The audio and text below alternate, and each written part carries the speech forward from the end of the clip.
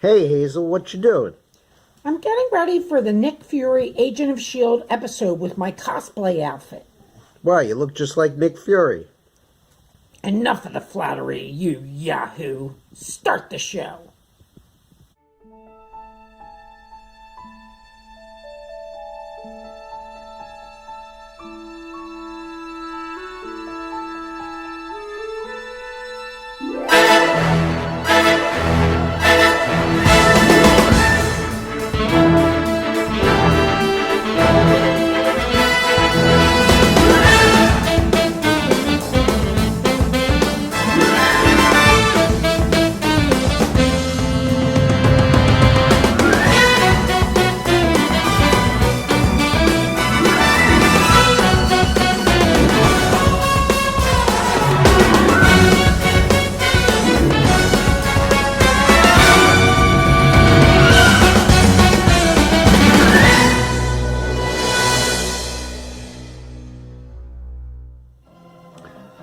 And as you heard Hazel say, today's episode is going to concentrate on Nick Fury, Agent of S.H.I.E.L.D.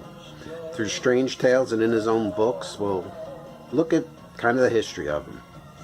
So stay tuned.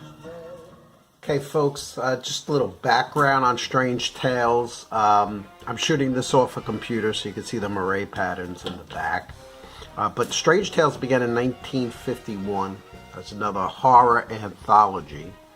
This is issue 51 here. It wasn't until around issue 68 that Kirby came on the book and started doing what he was famous for, the giant creature stories. Gorgola, I am Taboo. Taboo comes back. Beware, there's a Martian among us. Gargantuous. And these were all the same pretty much things. The monster awakes, tries to take over Earth, and then some little thing. Oh, I've discovered that if I throw a pill at him, he'll leave and go away and Earth is safe. That type thing. So those stories are around. But what's interesting to note is that issue 64 has a monster called Magneto that he recycled, I guess, for the X-Men later. But here's the big issue, number 89, Fin Fang Foom, who, to this day, the most memorable monster. He reappeared throughout the Marvel Universe, and he's still around, I believe. Then issue number 101, the Human Torch came, and he was running in the book. In 110, the infamous first appearance of Doctor Strange. So then you had Doctor Strange and the Torch on the book. And it was not until 136 here. Nope. There we go. I'm sorry. 135 that Nick Fury, Agent of S.H.I.E.L.D. began by Jack Kirby. Now, Kirby began Nick Fury in 135, which I don't have, but I wanted to show you the next one, 136. Here is just the phenomenal high-tech gadgetry he has of a guy just looking through some kind of scope right at Nick Fury. So just want to show you that one. But he did the layouts for these, and John Severin did the art at this time. Now, I think he came up with Nick Fury, Agent of S.H.I.E.L.D. because at this time Goldfinger had come out in 1964. And in 64, Man from U.N.C.L.E. came out. You had Diana Rigg in the Avengers, so the whole spy genre was in full effect at this point. I just want to show you a quick thing Kirby thought up out of here. So he's captured by Hydra. They feed him. He picks steak. He opens a packet that's powder, and it hits the air, and voila, he's got an instant steak. Kirby was kind of like H.G. Wells in the facts that some of the stuff he thought up came true. Like Mother Box really became a cell phone when you look at it. But as James Bond had Spectre, Nick Fury had Hydra, and then he also had AIM. Just look at the flying suits these guys got on. They're kind of wild. So he was really able to use his imagination to bring all the high-tech gadgetry to life. The helicarrier that he created. And here's 143. I wanted to show you this. This is the neutralizer. It's kind of a wild looking thing. And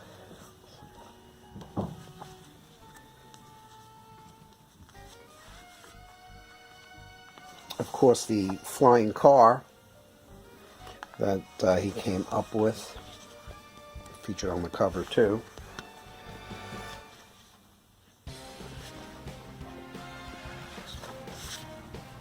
And he did come up with the life model decoys. So I guess we call them androids now, but he had a great imagination, Jack Kirby. Really responsible for the Marvel universe, more so than anybody else. And he shared the cover with Doctor Strange at times too. But we're coming up to where Steranko comes in. So let's see what this is. This is interesting too. This is a gun. He called it the Tri-Die Rotogen handgun, which you can see through anything if you shoot somebody with it. So that's Nick Fury's skeleton. That's the X-ray gun. End of AIM. Doctor Strange cover.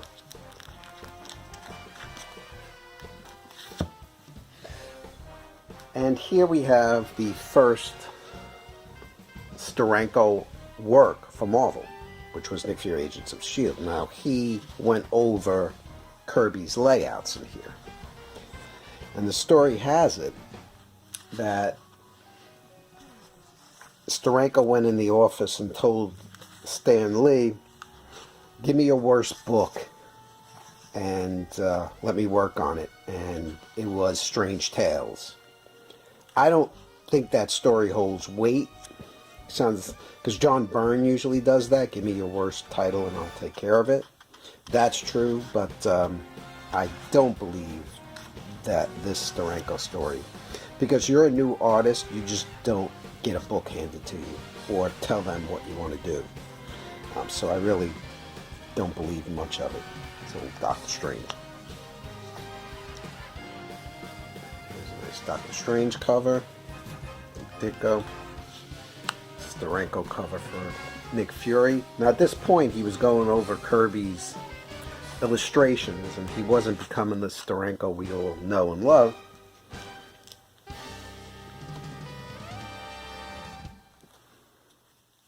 Another Doctor Strange cover.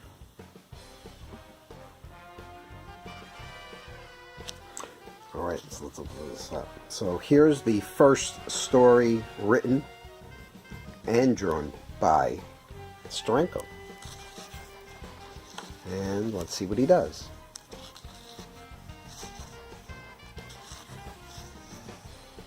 We have our full page, which he did a lot of full pages later on, which we're going to get to. He does the interesting 9-page setup, but I have to say Kirby did this first. And then here is the put in a photo with that, which Kirby also did that first in the Fantastic Four. But you learn from the best. So you definitely know that Jack Kirby was an influence in Steranko's work.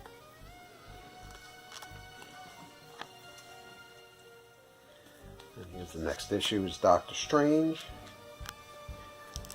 And then we have Steranko and Captain America.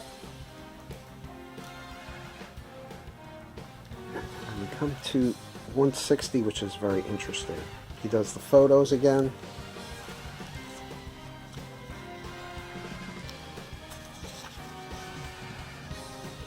And then we see him starting to develop his style with the multi-panels.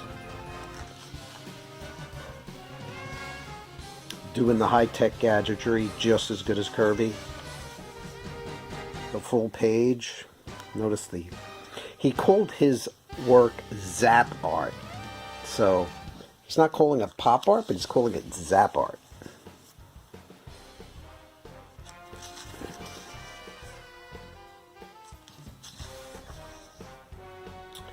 Very interesting.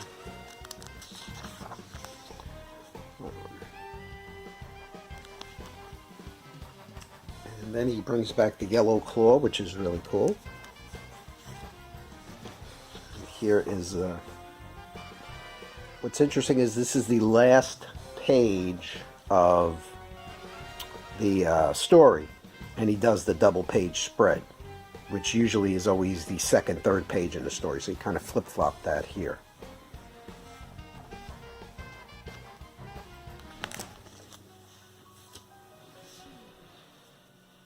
Then we have Doctor Strange.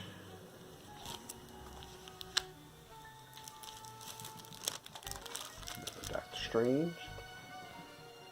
And then here, this is very interesting.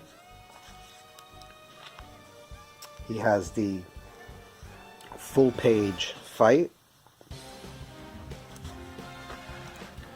and double page spread, the wild looking gadgetry, and the flying disc kind of looks like Orion of the New Gods. I don't think Kirby had the New Gods out. And let's see what year this is. Yeah, 68, so it was not a little Steranko psychedelic. It was not, the New Gods weren't even out yet.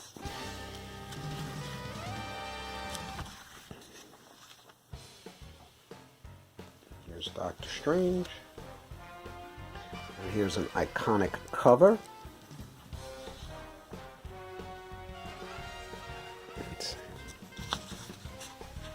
So this is an interesting story because we have page 2 and 3, which is the splash, the big splash over here. And then in the very next page, another huge splash. So could they be connected? From here to here? Maybe. I don't know. If you took the book apart, maybe. And then another, towards the end of the story, is Doctor Doom, but it's another huge splash page with psychedelics. So we have 2, 4, 6. 6 out of 10 pages are spreads. It's kind of unheard of. And I think Image might have done it later when their stories were all big, splashy muscle men, and that was pretty much it. And then here is the last issue of Strange Tales. At this point, Doctor Strange had taken over the front part of the book. But I guess Steranko must have knew that the end was coming. And so he just kind of experimented in those last few issues. Now here's the last issue. It was called Today Earth Died. Nick Fury's hanging out. Very photorealistic there. And what happens is he falls asleep and he starts dreaming about a spaceship that comes to Earth. And this guy's going to take over. So Nick Fury puts this thing on and becomes this weird creature. Earth's dead.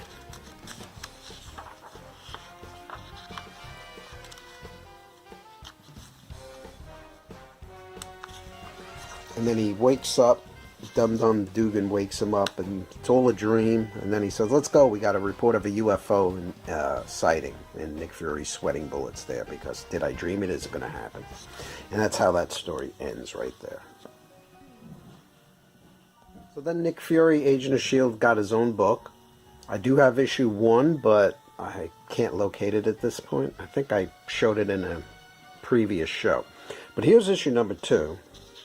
And it was Steranko. He did 1, 2, 3, missed 4, and did 5. And you can see his trademark stuff here.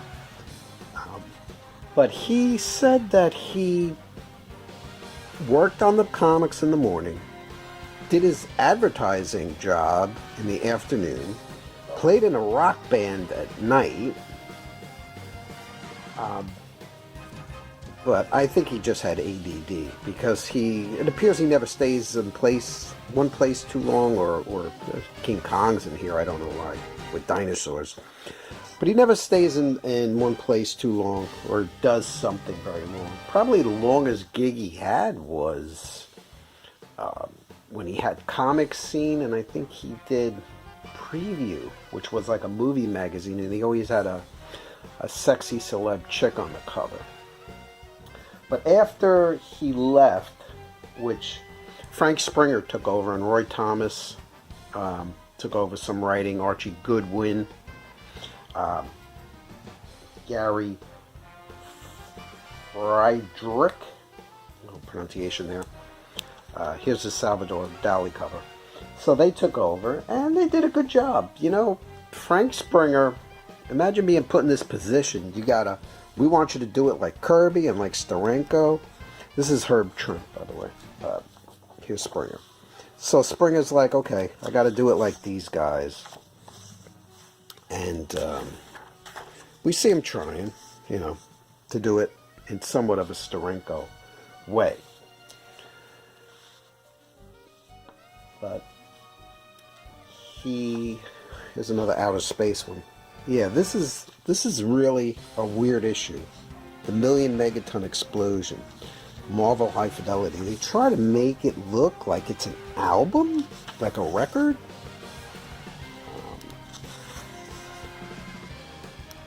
With a rock band. You'll see. Very bizarre. But I guess it just couldn't hold water at the time. Maybe the spy thing was ending. It was all coming to a conclusion. Here is Bullseye. First appearance of Bullseye. Is it the Daredevil Bullseye? I didn't crack it open and check, but maybe somebody can put it in the comments if it was. But it ran 15 issues, and then they went into reprints, quarter reprints of the old Strange Tales stories. Here's 17. And then it ended in 71. And then what did they do? They start more reprints at number 1. So here we go again.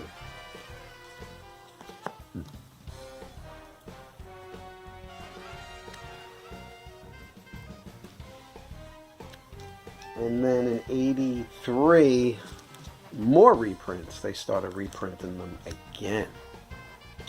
So 1989, they decide to give Nick Fury his own book again.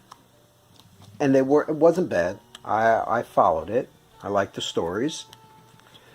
It was Bob Harras did most of the writing. Keith Polar did the art for a long time. He was followed by D.G. Chichester. Scott Lobel did some, and like I said, I enjoyed it. They did the Infinity Formula. I forgot to mention that, but the reason Nick Fury, if you don't know, stayed so young is due to the Infinity Formula, and that was in Marvel Spotlight. It was Marvel Spotlight 31, it was a Jim Starlin, Howard Chaykin story of how during the war Nick Fury was wounded and this doctor administered the formula and it keeps him young, but his brain ages. also. So I guess by the brain aging, they gave it an out of how something could happen to him or he can get older.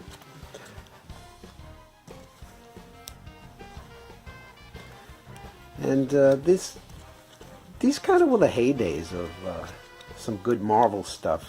And Marvel got in at this time, 91 I believe, of always having guest stars. Here's She-Hulk. Now we got Wolverine's in there.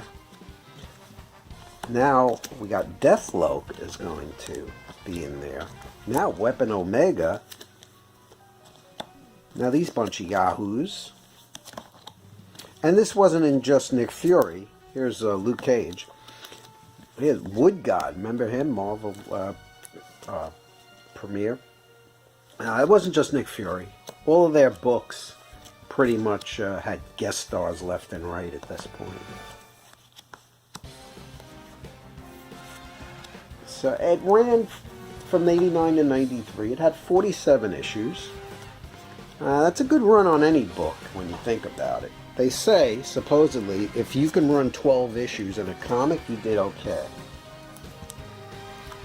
So Nick Fury ran a lot. Then you had Nick Fury's Howling Commandos, which is just a piece of shit, and we're not even going to discuss it. Here's a trade paperback book. And then you had this atrocity, which if you run out of toilet paper during the pandemic, you might want to consider using this book to do your wipey wipes. Just terrible. Now, you're saying, well, if it's so bad, how come you have so many issues? Because someone gave them to me, I would not have paid a dime for them. But there it is. There's your run of S.H.I.E.L.D., folks. So tonight, for a backup feature, I think we're doing coloring books. So here's some coloring books we have Fantastic Four. Obviously the Ruby Spears, because Herbie the Robot is in it. We have Silverhawks. They were syndicated. I used to watch them on Channel 5 in New York. This is a recent one, The Walking Dead, because everybody started doing the adult coloring book thing. It's a nice one, Captain America from Whitman. And we have The Rocketeer. This was probably better than the movie, coloring in this book. Batman the Animated Series, classic. She-Ra, Princess of Power, baby. Sigmund and the Sea Monsters, true classic there. And here's the Incredible Hulk sporting his best Beetle wig. Just happy to punch through a bunch of numbers. And here's more of a classic Hulk that we all know, sticker book.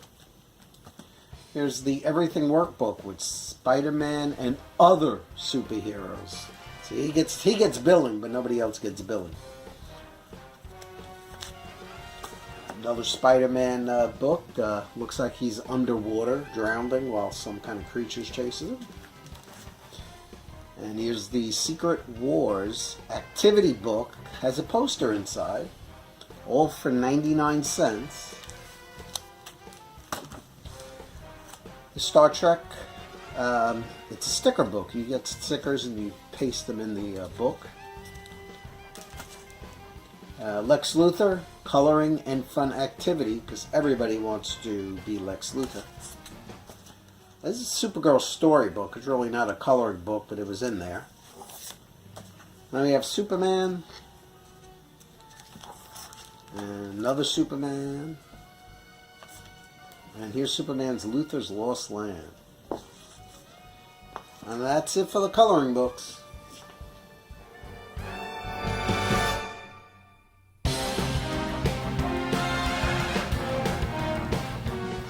Okay, viewers, as you know, we're giving away this beautiful hardcover Batman book, Absolution, to one lucky winner when we reach our goal of 250 subscribers. To enter, all you have to do is, number 1, like this video. Number 2, subscribe to the channel. Number 3, leave a comment in the comment section below. When we hit 250, we're going to randomly pick someone from the comment section, so make sure you leave one. Don't forget to hit the notification bell. This way you won't miss a single episode of the show. Thank you. We'll see you at 250 subscribers. Alright, that's all I got for this week. Hope you enjoyed. It was a little long, but it was fun. So we'll see you next time. Right, Hayes? She must be an autographed issue under there she's after. Alright, see you next time.